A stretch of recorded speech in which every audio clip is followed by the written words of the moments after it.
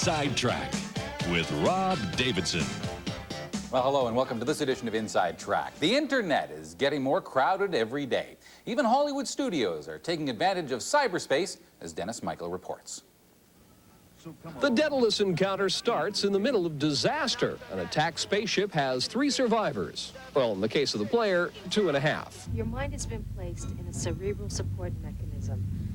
It's a device that when... She's trying to say you're a brain in a box, Case.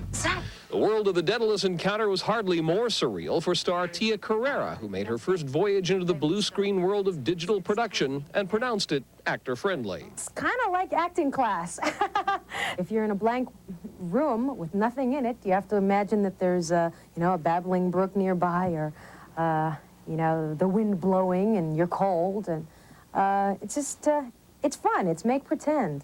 It's like little kids playing make pretend with imaginary guns and creatures.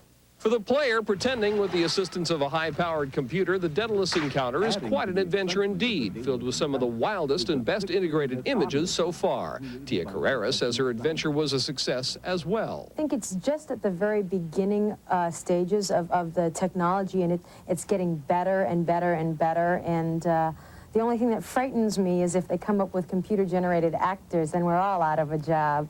PC and Mac versions of the Daedalus encounter are on the market already. A 3DO version is due next month. I'm Dennis Michael with the Tech Guide. Now it's over to Lorretta Sullivan for a look at today's top stories. Loretta? Thank you, Rob, and good afternoon. A former CIA official claims the FBI has identified the 2 suspects in the Oklahoma City bombing and may be closing in on them. Meanwhile, as rescue workers continue their search, the official death toll has risen to 57.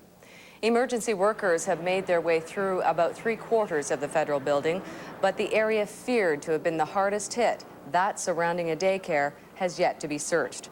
12 children are among the dead. Yesterday, investigators issued warrants and sketches of 2 men suspected of renting the truck which carried the bomb. And in Prince Edward Island, police are still looking for suspects in yesterday's pipe bomb blast at the legislature. 1 man was sent to hospital with minor injuries. The explosion sent politicians scrambling for cover. The pipe bomb went off under a wheelchair ramp outside of the building.